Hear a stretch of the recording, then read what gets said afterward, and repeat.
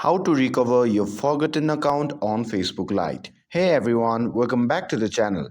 If you have forgotten your Facebook Lite account login details and you are unsure how to recover it, don't worry.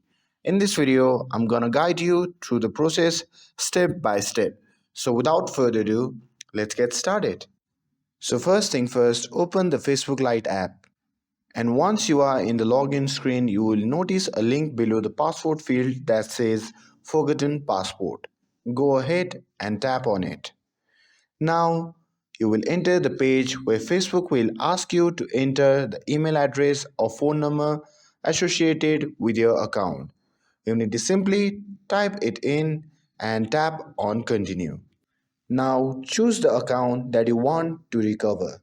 And after choosing your account, you will be prompted to a page where Facebook will send you a recovery link or code via email or SMS depending on the information you entered.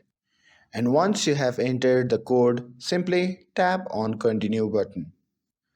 And that's it. You have successfully recovered your account on Facebook Lite. I hope you found this video helpful. If you found this video helpful, don't forget to like, share, and subscribe to get updated for more videos. Thanks for watching, and I'll see you in the next video.